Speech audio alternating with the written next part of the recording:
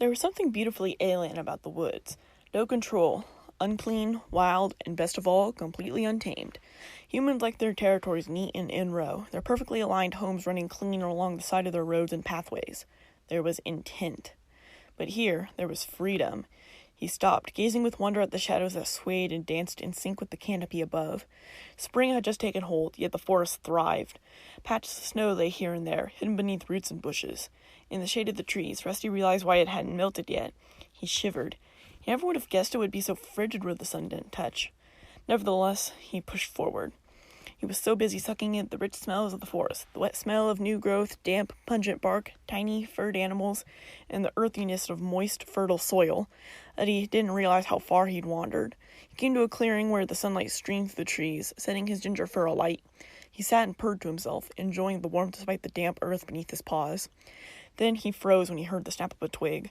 He leapt to his feet just in time for a ball of gray fur to slam into him, and the fight began. Desperately trying to remember the pointers Princess had given him, he rolled with the feral, using his momentum to end up on top. He smacked the gray tom in the face, once, twice, then got a hefty paw strike in return. He stumbled away, stunned, then yelled when his attacker leapt and squashed him into the ground. Teeth pricked the back of his neck. No, he wasn't going out like this. Claws out, he stomped on the tom's back paw. He yelped and let go. Surging upwards, Rusty had managed to throw his heavier attacker off of him. Finally, they separated, fur still spiny, tail still twitching. Then the gray tom sat down, sticking out his leg to give his injured paw a quick lick. "Ow, I think you drew blood," he whined, cringing away. "You were biting the back of my neck," Rusty exclaimed. He chapped his tail, giving it a few quick licks to help the fur lie flat. "What was I supposed to do?" "I was just trying to scare you off." "Oh, and how about that work?" He huffed and gave himself a shake to get rid of the leaf litter. "You deserved every scratch I gave you." The gray tom gave himself a shake too, but with his long, thick fur, nothing came loose. "You know what? You got a point. What's a kitty pet like you doing out here anyways?" "Kitty... what?" "Kitty pet," he said, stressing each syllable. He pointed a paw at him, extending a single claw. "That's what you are."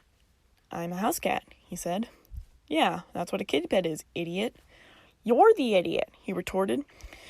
"You're the feral who's out here in the woods trying to live on I don't know what, facing death around every corner. You could get yourself a human and be perfectly fine." He puffed out his chest indignantly. "I'm not just a feral, I'm a clan cat. I'm Greypaw ThunderClan." "Yeah? Is that why you're wearing that ridiculous stuff?" "Ridiculous?" Greypaw fumbled with the leather straps slung across him, pulling out something surprisingly sharp and well-made, almost human-like in craft. "You can't even imagine the things I can do with this." "How are you going to have the paws to free it, to use it for anything?"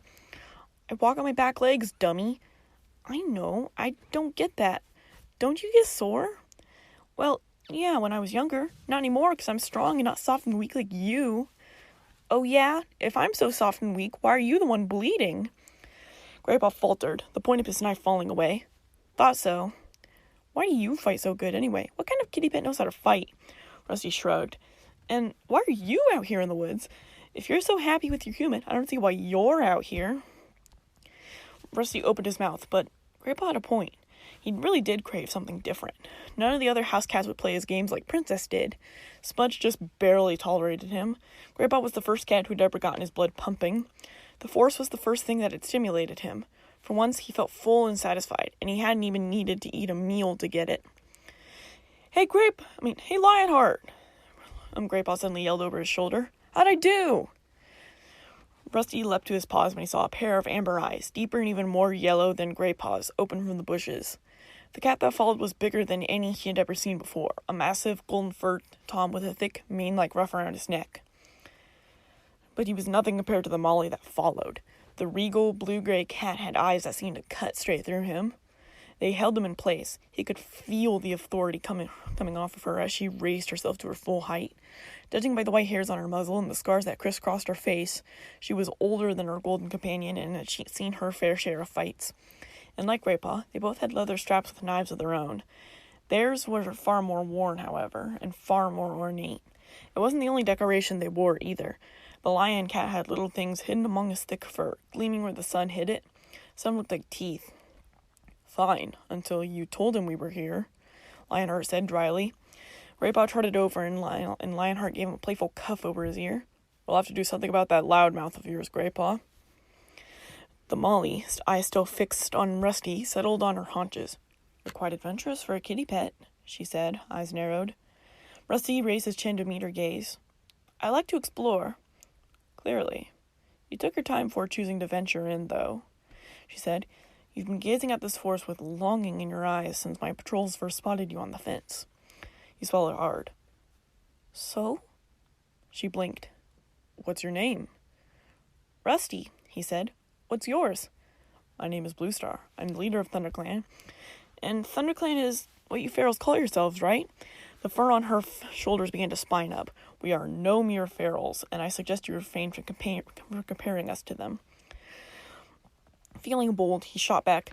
Then convince me. What makes ThunderClan different? She raised her head to gaze down, her muzzle at him, but the fur had begun to lie flat. Her ear twitched once, and she replied, We differ because ThunderClan is a society. Together, we survive in these woods. Our warriors. She flicked her tail towards Lionheart. Train our young cats called apprentices. Now towards Greypaw. And together, they feed, defend, and care for the cats who cannot do so for themselves. The queens, the kits, and the elders. Do you think ferals who only care about themselves and their own well-being would do something like that? No, I suppose not. He leaned forward, ears pricked. But you really do all that without humans? What do we need humans for? She said flatly. Yeah, that's why it's pretty incredible. But what about when you get sick, or when a dangerous dog shows up? Or you can't find enough food? Bluestar rose to his questions easily. Our healer tends to us when we're sick. Her knowledge of herbs, among other things, is invaluable. Our warriors are trained to fight, to keep intruders. She looked at him pointedly. And other threats, away. And they're well trained to hunt and make sure the clan never goes hungry. Rusty nodded. Okay. Would you like to see for yourself? She asked. Huh? You fought well against Greypaw, she said, and unlike most, you haven't turned tail and ran. I am asking if you'd like to join ThunderClan. Join ThunderClan and see more of the forest? Run through it every day and every night, never bored, always something new. He nearly agreed on the spot, but Smudge's concerns held him back. Wouldn't it be dangerous? He said carefully. Yes, she said.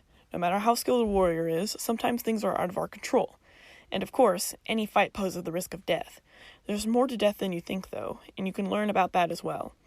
But if you just like it to taste of our way of life first, perhaps until the next full moon, then we can give you that. If it's not to your liking, then you can return home. But if you leave us, she added, voice turning stony, then you will never be allowed to return. Do you understand? I do, ma'am. Good. I will give you until Moonhide to decide, she said, standing up. 2 cats will come to you at the border to hear your answer. Greypaw, take Rusty back to the houses. Got it. Greypaw trotted over, giving a friendly nudge. Come on, let's go. At the border, before disappearing into the bushes, Greypaw paused. So, you think you'll join us? He asked. I'm the only apprentice my age. I'd love to have you. Rusty hesitated. I don't know yet, he admitted. Greypaw shrugged. All right. Still, hopefully I see you tonight. With the wave of his bushy tail, he turned and disappeared into the bushes. Rusty stayed at the border, watching the place he disappeared, taking in every sound and every detail of the forest. That's when realization dawned on him. He was about to make a decision. What was this? What the cat of his dreams had meant? Was this the decision he had to make? But it was just a dream, right? Behind him, he heard his Smudge calling his name. With thoughts bubbling around his head like clouds, he turned and headed back to the houses.